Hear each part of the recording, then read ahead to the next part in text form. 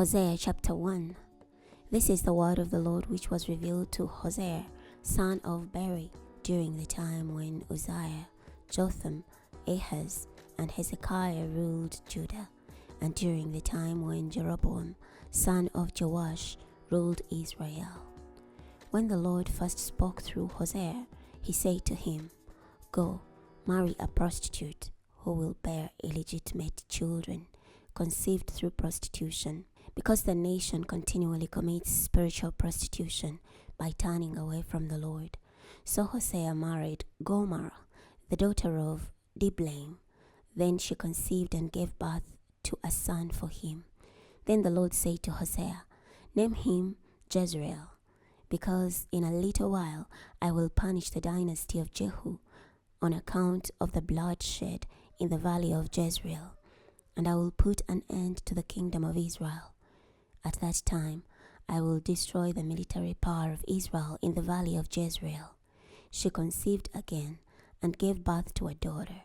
Then the Lord said to him, "Name her No Pity, Lo-ruhamah, because I will no longer have pity on the nation of Israel, for I will certainly not forgive their guilt. But I will have pity on the nation of Judah. I will deliver them by the Lord their God. I will not deliver them by the warrior's bow, by sword, by military victory, by chariot horses, or by chariots." When she had weaned No Pity, Lo-ruhamah, she conceived again and gave birth to another son. Then the Lord said, "Name him Not My People, Lo-ammi, because you are not my people, and am not your God. However, in the future, the number of the people of Israel will be like the sand of the sea, which can be neither measured nor numbered. Although it was said to them, 'You are not my people,' it will be said to them, 'You are children of the living God.' Then the people of Judah and the people of Israel will be gathered together. They will appoint for themselves one leader, and will flourish in the land. Certainly, the day of Jezreel will be great." Chapter 2.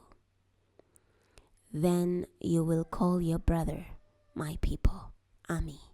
You will call your sister, Pity, Ruhamah. Plead earnestly with your mother, for she's not my wife, and I'm not her husband, so that she may put an end to her adulterous lifestyle and turn away from her sexually immoral behavior. Otherwise, I will strip her naked and expose her like she was when she was born. I will turn her land into a wilderness and make her country a parched land, so that I may kill her with thirst. I will have no pity on her children, because they are children conceived in adultery. For their mother has committed adultery. She who conceived them has acted shamefully, for she said, 'I will seek out my lovers.' They are the ones who gave me my bread and my water, my wool, my flax, my olive oil, and my wine. Therefore, I will soon fence her in with thorns. I will wall her in so that she cannot find her way. Then she will pursue her lovers, but she will not catch them. She will seek them, but she will not find them. Then she will say, 'I will go back to my husband, because I was better off then than I am now.' Yet until now she has refused to acknowledge that I was the one who gave her the grain, the new wine, and the olive oil, and that it was I who lavished on her the silver and gold which they used in worshipping Baal. Therefore, I will take back my grain during the harvest time, and my new wine when it ripens. I will take away my wool and my flax, which I had provided in order to clothe her. Soon I will expose her lewd nakedness in front of her lovers, and no one will be able to rescue her from me. I will put an end to all her celebration, her annual religious festivals, monthly new moon celebrations, and weekly Sabbath festivities, all her appointed festivals. I will destroy her vines and fig trees, about which she said, 'These are my wages for prostitution that my lovers gave to me.' I will turn her cultivated vines and fig trees into an uncultivated thicket, so that wild animals will devour them. I will punish her for the festival days, when she burned incense to the Baal idols. She adorned herself with earrings and jewelry, and went after her lovers. But she forgot me, says the Lord. However, in the future I will allure her. I will lead her back into the wilderness and speak tenderly to her. From there I will give back her vineyards to her and turn the valley of trouble into an opportunity of hope. There she will sing as she did when she was young, when she came up from the land of Egypt. At that time, declares the Lord, you will call my husband. You will never again call me my master. For I will remove the names of the Baal idols from your lips, so that you will never again utter their names. At that time, I will make a covenant for them with the wild animals, the birds of the air, and the creatures that crawl on the ground. I will abolish the warrior's bow and sword, that is, every weapon of warfare from the land, and I will allow them to live securely.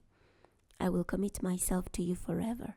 I will commit myself to you in righteousness and justice, in steadfast love and tender compassion.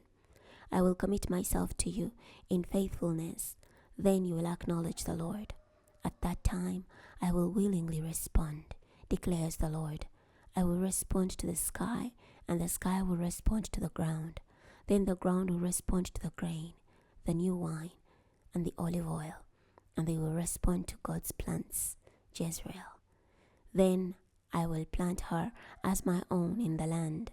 I will have pity on no pity, Lo Hamar. I will say to not my people, Lo Ami, you are my people, and he will say, you are my God. Hosea chapter 3. The Lord said to me, go, show love to your wife again, even though she loves another man and continually commits adultery.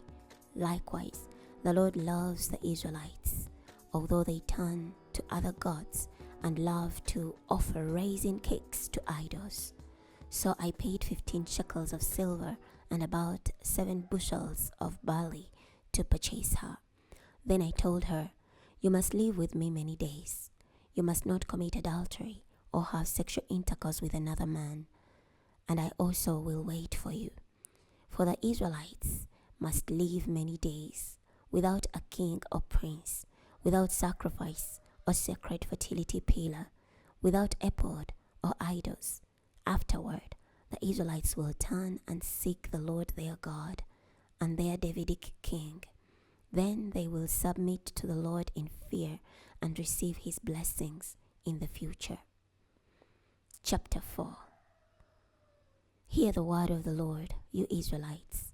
For the Lord has a covenant lawsuit against the people of Israel. For there is neither faithfulness nor loyalty in the land, nor do they acknowledge God.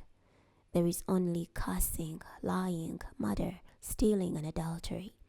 They resort to violence and bloodshed. Therefore, the land will mourn, and all its inhabitants will perish.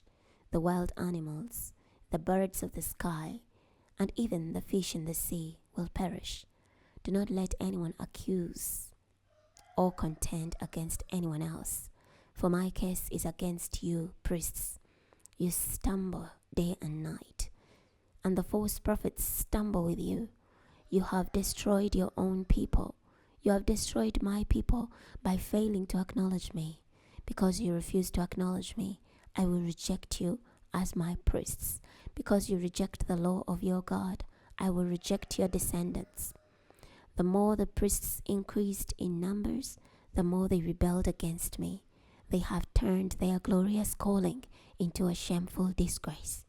They feed on the sin offerings of my people. Their appetites long for their iniquity. I will deal with the people and priests together. I will punish them both for their ways, and I will repay them for their deeds. They will eat, but not be satisfied. They will engage in prostitution, but not increase in number, because they have abandoned the Lord by pursuing other gods. Old and new wine take away the understanding of my people. They consult their wooden idols, and their diviner's staff answers with an oracle. The wind of prostitution blows them astray. They commit spiritual adultery against their God. They sacrifice on the mountain tops and burn offerings on the hills. They sacrifice under oak, poplar, and terebinth, because their shed is so pleasant. As a result, your daughters have become cult prostitutes, and your daughters-in-law commit adultery. I will not punish your daughters when they commit prostitution, nor your daughters-in-law when they commit adultery.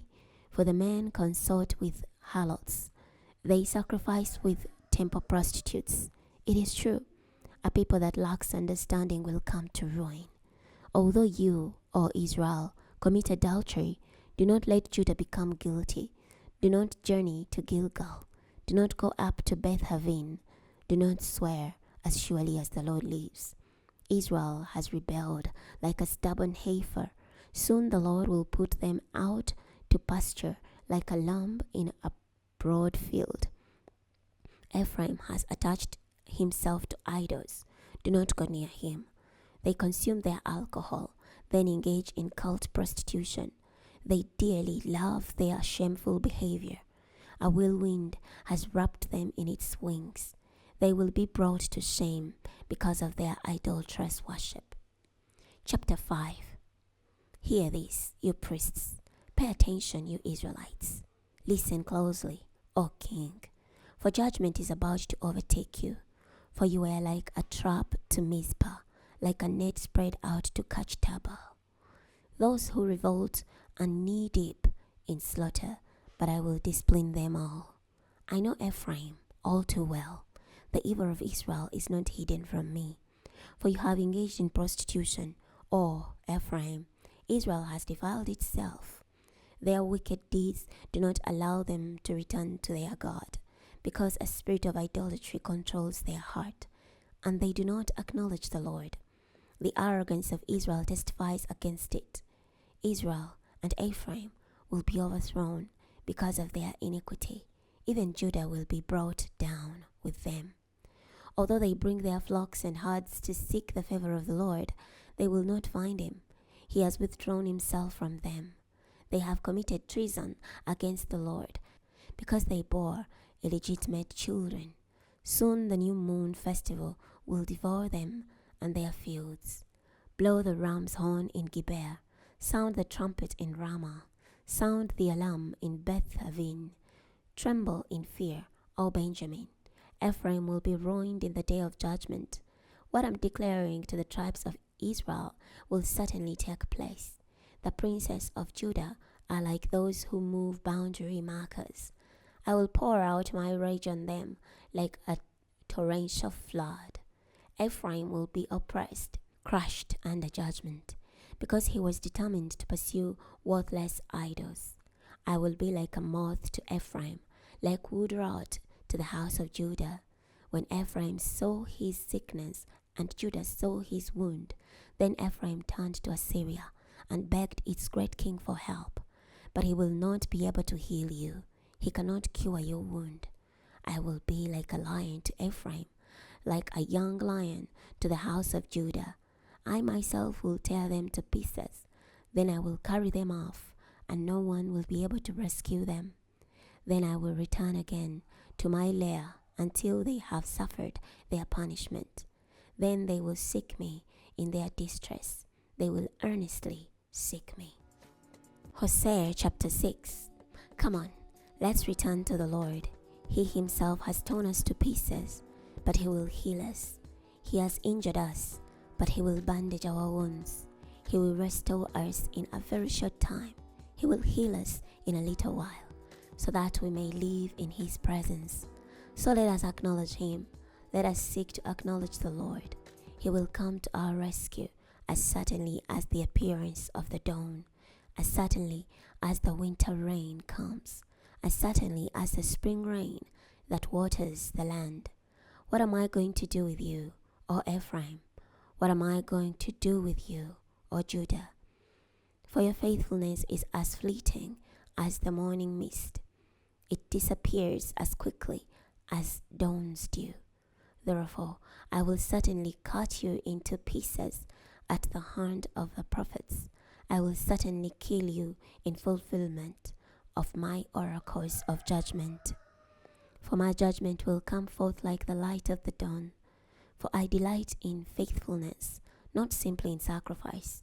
I delight in acknowledging God, not simply in whole burnt offerings. At Adam, they broke the covenant. Oh, how they were unfaithful to me. Gilead is a city full of evildoers. Its streets are stained with bloody footprints. The company of priests is like a gang of robbers, lying in ambush to pounce on a victim. They commit murder on the road to Shechem. They have done heinous crimes. I have seen a disgusting thing in the temple of Israel. There Ephraim practices temple prostitution, and Judah defiles itself. I have appointed a time to reap judgment for you also, O Judah, whenever I want to restore the fortunes of my people. Chapter 7. Whenever I want to heal Israel, the sin of Ephraim is revealed, and the evil deeds of Samaria are exposed. For they do what is wrong. Thieves break into houses, and gangs rob people out in the streets. They do not realize that I remember all of their wicked deeds. Their evil deeds have now surrounded them. Their sinful deeds are always before me. The royal advisers delight the king with their evil schemes. The princes make him glad with their lies. They are all like bakers. They are like a smoldering oven. They are like a baker who does not stoke the fire until the kneaded dough is ready for baking. At the celebration of their king, his princes become inflamed with wine.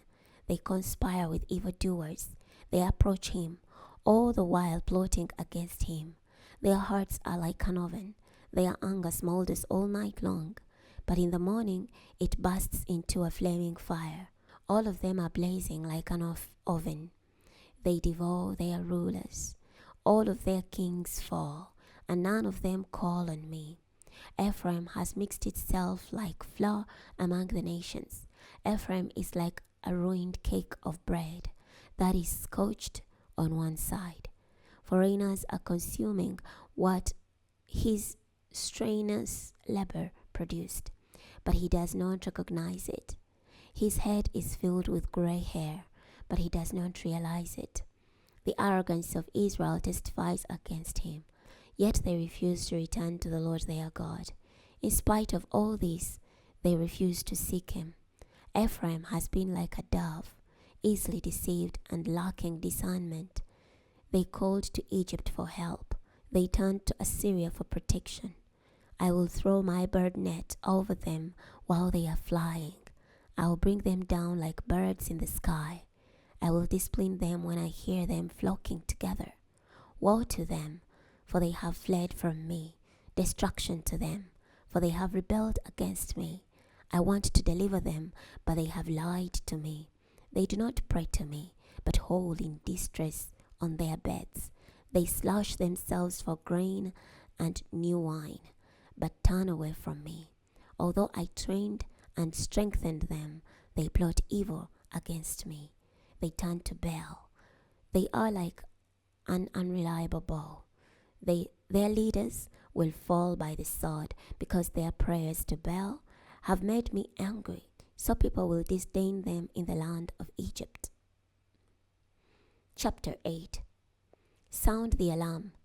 An eagle looms over the temple of the Lord, for they have broken their covenant with me and have rebelled against my law. Israel cries out to me, my God, we acknowledge you. But Israel has rejected what is morally good, so an enemy will pursue him. They enthroned kings without my consent. They appointed princes without my approval. They made idols out of their silver and gold, but they will be destroyed. O Samaria, he has rejected your calf idol. My anger burns against them. They will not survive much longer without being punished, even though they are Israelites. That idol was made by a workman. It is not God. The calf idol of Samaria will be broken to bits. They saw the wind, and so they will reap the whirlwind. The stalk does not have any standing grain. It will not produce any flour. Even if it were to yield grain, foreigners would swallow it all up. Israel will be swallowed up among the nations. They will be like a worthless piece of pottery. They have gone up to Assyria like a wild donkey that wanders off. Ephraim has hired prostitutes as lovers. Even though they have hired lovers among the nations, I will soon gather them together for judgment. Then they will begin to waste away under the oppression of a mighty king.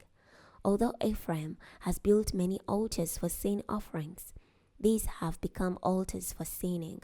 I spelled out my law for him in great detail, but they regard it as something totally unknown to them. They offer up sacrificial gifts to me and eat the meat, but the Lord does not accept their sacrifices. Soon he will remember their wrongdoing. He will punish their sins, and they will return to Egypt. Israel has forgotten his Maker and built royal palaces, and Judah has built many fortified cities. But I will send fire on their cities. It will consume their royal citadels. Hosea chapter 9. O Israel, do not rejoice jubilantly like the nations, for you are unfaithful to your God. You love to receive a prostitute's wages on all the floors where you thresh your grain. Threshing floors and wine vats will not feed the people, and new wine only deceives them. They will not remain in the Lord's land. Ephraim will return to Egypt. They will eat ritually unclean food in Assyria. They will not pour out drink offerings of wine to the Lord. They will not please him with their sacrifices. Their sacrifices will be like bread eaten while in mourning. All those who eat them will make themselves ritually unclean, for their bread will be only to satisfy their appetite. It will not come into the temple of the Lord.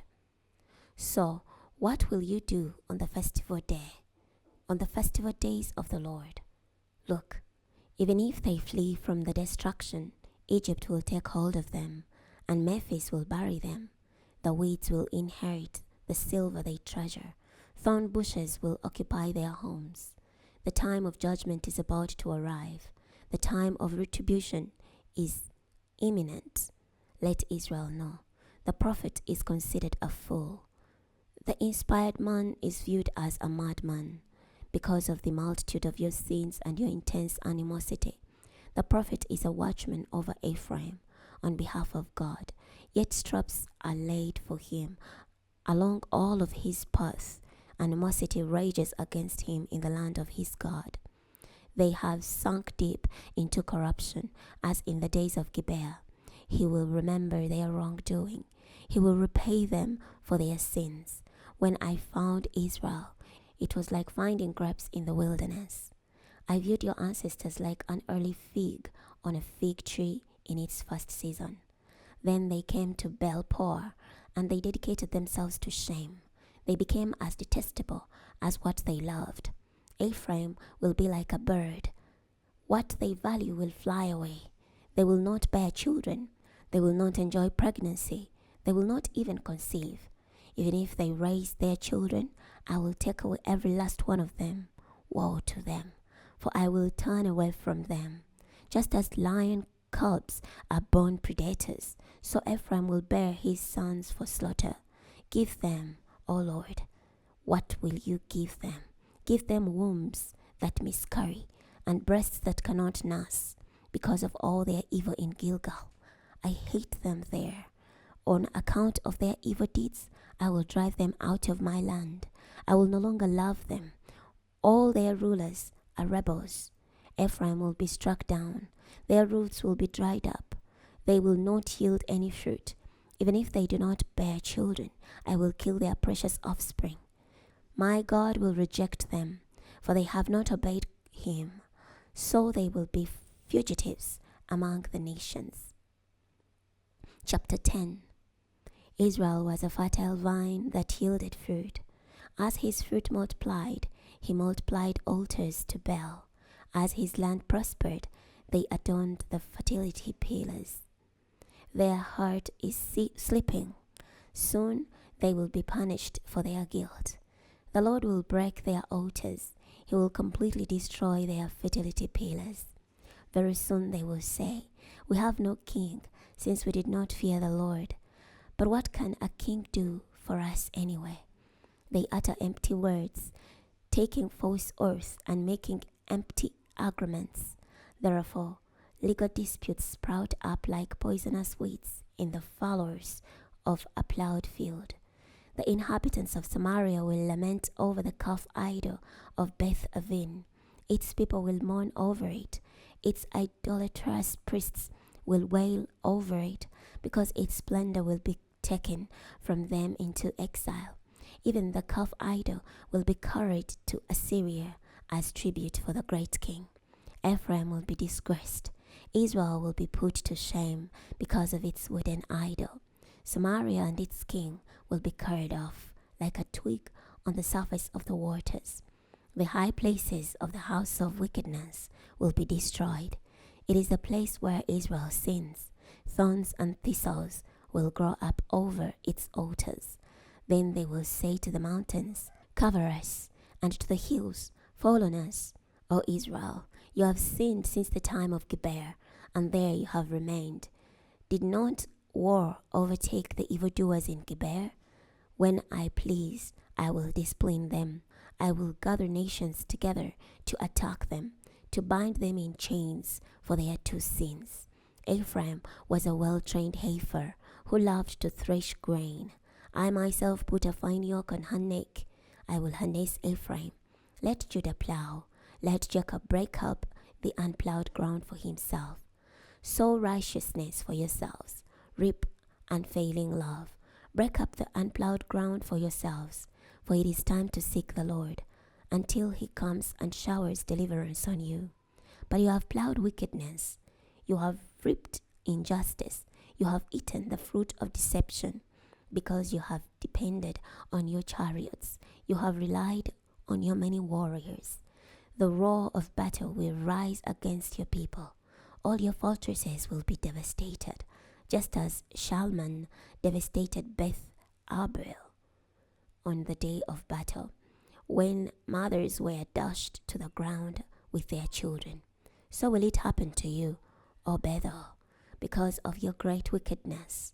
When that day dawns, the king of Israel will be destroyed. Chapter 11. When Israel was a young man, I loved him like a son, and I summoned my son out of Egypt. But the more I summoned them, the farther they departed from me. They sacrificed to the Baal idols and burnt incense to images. Yet it was I who led Ephraim. I took them by the arm, but they did not acknowledge that I had healed them. I led them with leather cords, with leather ropes. I lifted the yoke from their neck and gently fed them. They will return to Egypt. Assyria will rule over them because they refuse to repent. A sword will flash in their cities. It will destroy the bars of their city gates and will devour them in their fortresses. My people are obsessed with turning away from me. They call to Baal, but he will never exalt them. How can I give you up, O Ephraim? How can I surrender you, O Israel? How can I treat you like Admar? How can I make you like Zeboim? I have heard a change of heart.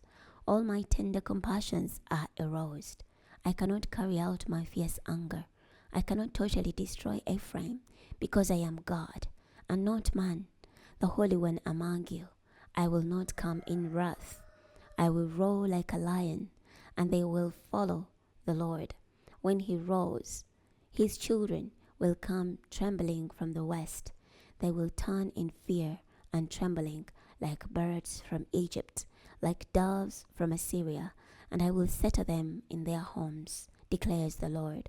Ephraim has surrounded me with lies.